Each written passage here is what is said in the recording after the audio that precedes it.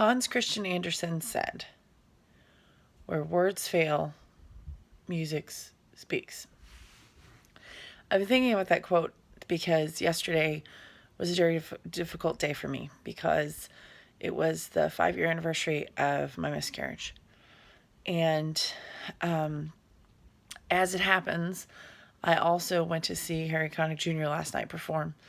And while I was sitting there and letting the music wash over me and enjoying the performance and the storytelling and things like that, I thought about Papa Joe and how much he enjoys music like that.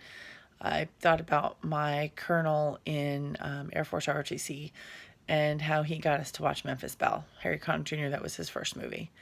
And he told a story about being in the movie. And I also thought about how the music that we love makes us think about the people that we love.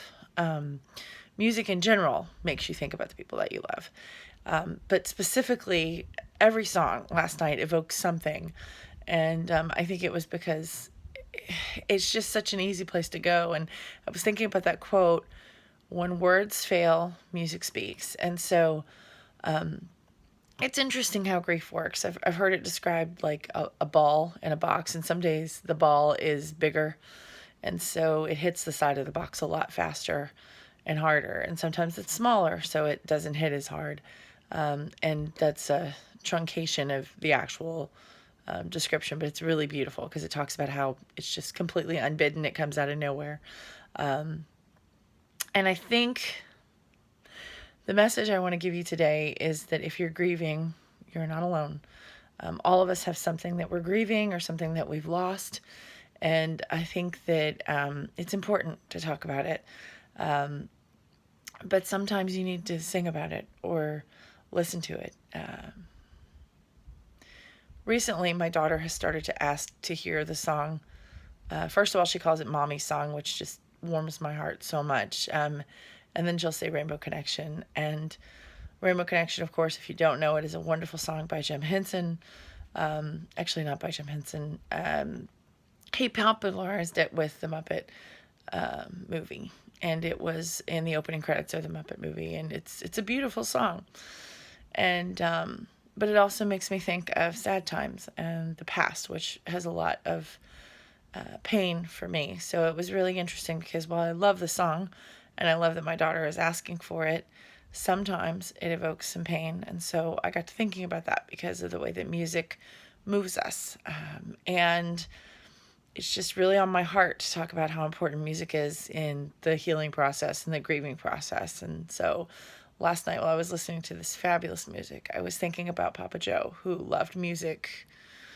Oh, God, he loved music. And I just felt like he was right there sitting next to me, tapping out the drum line and the rhythm of the cymbals. And it was really wonderful to have that moment. And that's music for you. Like, music can do that where words will fail. And so I want you to think about that. And while you do that, I want you to think about the fact that this is The Professor Helps, and this is my weekly message of motivation, inspiration, and hopefully it's something that will help you along in your day. So if you like it, please subscribe. There's a button right there that says to subscribe. And then also share. More importantly, share. Maybe you know somebody who's grieving. Maybe you know somebody who's had a miscarriage and they're just so hurt.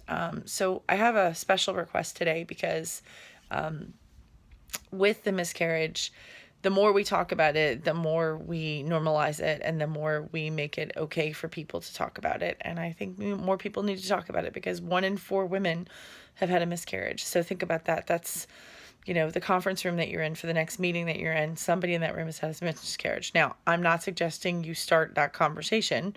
I am suggesting that you listen for and watch for clues from people. They might be upset about something completely different, but people are always carrying something. And, the thing that we can do is be kind. I had some people who were very kind to me yesterday. They had no idea that this was going on for me because, I don't tell my sad story to every single person because not everybody deserves my story. I'm sharing with you in the hopes that it will help you as you walk along the road, and maybe there's something that's happened that has made you sad and you have grieved, and you will continue to grieve because it's a chain of grief, right? Because you're upset with the thing that you're thinking about, and then that makes you think about another loss, and so before you know it, you can get really, really down. The biggest takeaway, though, I think, is give yourself the treat of listening to some really wonderful music at least once a week, if not more. For me, I'm going to go back and listen to Harry Connick Jr. stuff because I forgot how much I love this guy. He's so talented and such a good storyteller. And his story helped heal some of my wounds last night. So, as you're thinking through that, this is the professor signing off.